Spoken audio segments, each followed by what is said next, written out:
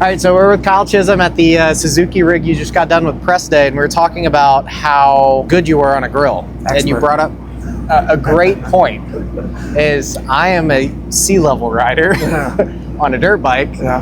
You are a pro, and you are a sea-level rider on the grill, is what Probably you at just told best, me. maybe at best. So- Yeah, I said, it's like going to the local track, see a sea rider, it's like they can make it around the track, they can ride a dirt bike, but they're maybe not that great at it. I can cook on the grill, I'm just not like that great at it, but I can make it around the track on the grill. So I think it would be best is if I just totally left this griddle and these two steaks up to Kyle. We'll see. And then I can be a judge of how he does everything. Let's do it. All right. Well, I learned today, well, we got a New York strip, we got a ribeye. I'm a New York strip guy, we were just talking about it. And we got some, my two favorites, Ma Deuce and Gunpowder. So I just learned here, I always put the gunpowder on first, rub it in, then put the Ma Deuce on. But I learned I'm backwards and I do it the other way. So we're gonna try it the other way. So, a little bit, get the action here.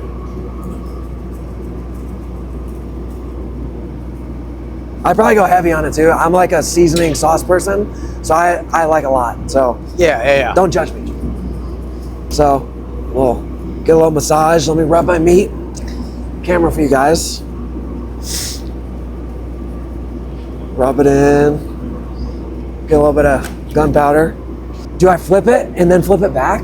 Or No, do I do it this way? I do it like that. This is where I'm a sea rider. I don't know what to do, so I'll just do it like this. I like to season both seasonings on one side, Yep. and then that way, whenever you flip it, the steak will actually start to sweat. Yeah. Okay. And the seasoning will just stick better Yep. as you're seasoning the other side. Normally, whenever we're not in between multiple semi-rigs, And it's freezing cold outside. yeah, and it's but- not a freezer outside, I'll Yep. let the meat sit for like 10 minutes, Yep. and then that way you just get a better sweat. absorbs it. Yeah. So we'll flip her over. Also, if you hit it with some of that VP, you'll go a little bit faster. Yeah. You'll speed things up. That's a secret recipe. Yeah. But yeah, these are my favorite, honestly. Like, whether it's just on like burgers or steak, this is my go-to. Everything else is so good. Like, my wife cooks tacos every week, at least once a week. Y'all actually The taco consume the seasoning. most amount of pop smoke Dude, it's than so good. anyone. So I don't remember what the other brand is, but before I knew about you guys, it's Old El Paso, whatever. And like, we ran out of pop smoke.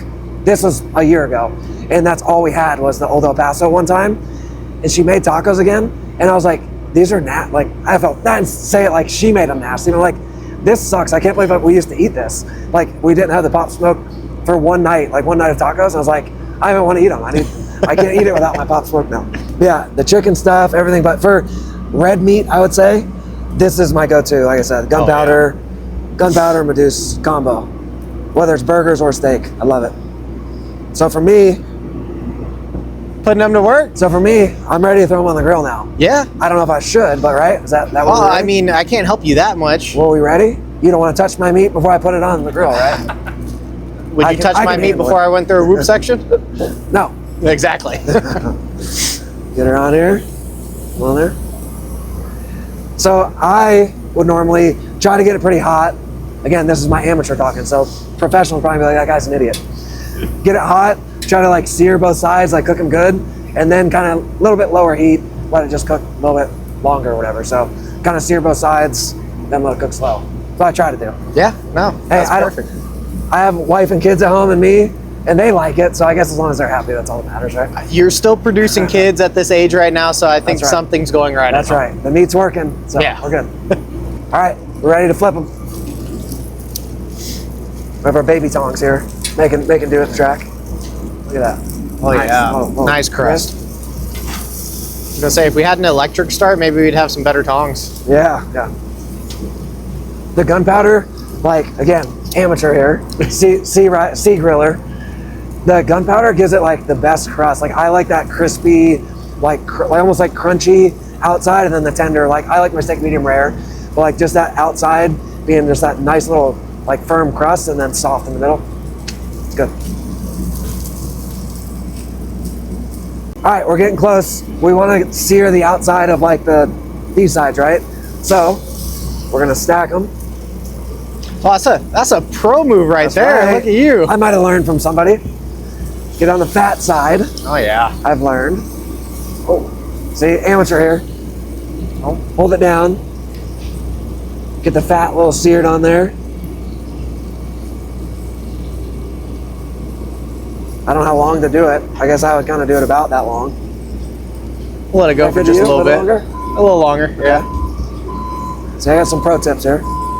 Look at all that juice going there, guys. Oh yeah, cooking right So up. good. That steak falling apart. Oh yeah. All right, I would say you're probably Flip 'em. good to go ahead and Okay. flip her. Now, get on the non-fat side. Mess them up. There we go. Look at that. Sear that. Professional that in status. there. That's right. Like I said, it'll be edible at least, and it'll taste good.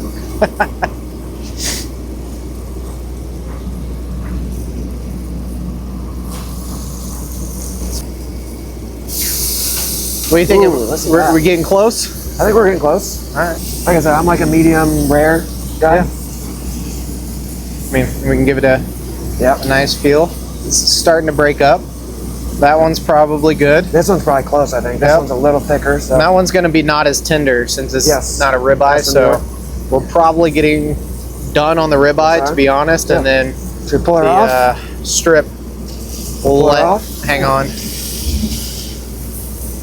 All right. Get all that juice. Oh yeah, Look at that. beautiful. Looks good. Let the strip go a little longer. Get the strip. I'm a strip guy, like I said. All right. How now long do the we let best them part. rest? 10 minutes? 2 So- minutes? I was going two to 10 as I was going between. Yeah, I'm more of like a 2 to a 5 because Okay. a lot of people, they're like, oh, you have to let your steak rest for 10 minutes, Yeah. but a lot of times 10 2 minutes later, you're cold. It's cold. I want a warm steak. It might not be cold. Well, today it'll be cold because it's cold Yeah. outside. But yeah, I guess 2 was my first instinct, but I was like, shoot, for some reason I'm thinking 10. But yeah, I normally am 2 just because, like you said, it might hold the juice in better, longer, whatever, but then you go to eat it and it's like lukewarm. You know, I want it to be like hot off the grill. So Yeah. 2 minutes. Wait, what's it called? I gotta sound like a pro here. All right, so I was just debriefing Yeah. Kyle. This piece here. So that's your eye. Yep. This is your spinalis. Yep. Spinalis is one of the most tender parts of a cow. Yep. I just watched the Instagram video just of some random lady explaining all that this week. So I'm educating myself. So he keeps on telling me he's a strip guy because he's afraid of fat. Yep. So I'm gonna have him cut off a piece of that spinalis. Yep.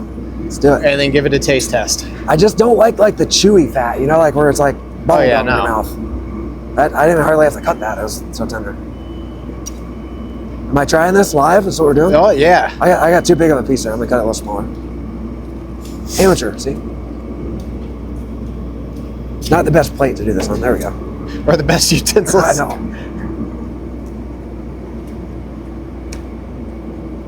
As long as when I cut it, it literally just like fell apart. It's so tender. It's like a fillet. It's more tender than a filet, and like way more flavor. Like not dry like filet. It's so good. We were just talking. I've been to a lot of fancy steakhouses, you know, all over the country, whatever. There's still nothing beats like just I get a grass-fed steak, put all my grill your ass off stuff on it, and it still doesn't beat it. You go to the nicest restaurants, a steak at home is still the best. So good. Great job, Kyle. I approve. Ribeye. Maybe I'll be a ribeye guy. Hey. I went from a filet guy to a New York guy. I almost got to be a ribeye guy now. Your retirement age, you're hitting. You're able to afford those nice steaks more now. Fat. Yeah. Yep. Awesome. So good. Thanks, bro. Yep. Thank you.